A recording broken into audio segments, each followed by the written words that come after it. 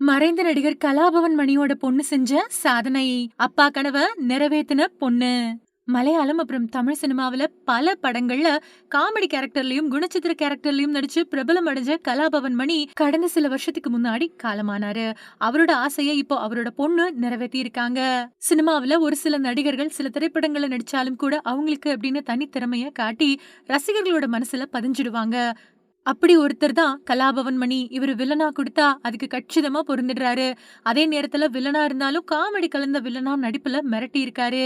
ஒவ்வொரு படத்துலயும் தன்னோட கேரக்டருக்கு தகுந்த மாதிரி அவரோட முக அசைவு அப்புறம் உடல் மொழிய காட்டி நெறைய பேர வியக்க வச்ச கலாபவன் மணி போன 2016வது வருஷம் மார்ச் மாசம் 6ஆம் தேதி திடீர்னு காலமானாரு. இந்த செய்தி அந்த நேரத்துல ரசிகர்கள வருத்தத்துல ஆழ்த்துச்சு.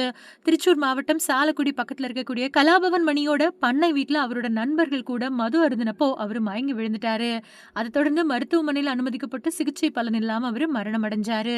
கலாபவன் மணியோட மறைவு திரைத்துறையினர் மட்டும் இல்லாம அவரோட குடும்பத்தினரையும் அதிகமா பாதிச்சுது. கலாபவன் மணிக்கு ஒரு பொண்ணு இருக்காங்க. கலாபவன் இறக்குறப்போ அவங்களோட பொண்ணு ஸ்கூல்ல படிச்சுக்கிட்டு இருந்தாங்க. கலாபவன் மணி கட்டுன வீட்டுல மனைவி அப்புறம் மகள் அப்புறம் பெற்றோரோட தங்கியிருந்தாங்க.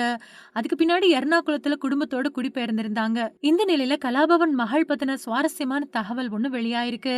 கலாபவனோட பொண்ணு ஸ்ரீலக்ஷ்மி இப்போ எர்ணாகுளத்துல இருக்கக்கூடிய ஸ்ரீ நாராயணா மருத்துவக் கல்லூரியில 4வது வருட எம்பிபிஎஸ் படிப்பு படிச்சுட்டு வரதா சொல்லப்படுது. கலாபவன் மணி உயிரோட இருக்கிறப்போ ஏழைகளுக்கு இலவச மருத்துவ சிகிச்சை அளிக்கக்கூடிய மருத்துவமனையை கட்டணும் அப்படிங்கிறது அவரோட ஆசை. என்னோட மகளை மருத்துவராக்கணும் அப்படின்னு பல பேட்டிகள்ல தன்னோட கனவு பத்தி பேசியிருக்காரு. இப்போ அவரோட அப்பாவோட கனவை நிறைவேற்றுவதற்காக பொண்ணு ஸ்ரீலக்ஷ்மி மருத்துவராகி இருக்காங்க அப்படின்னு தகவல் வெளியாயிருக்கு.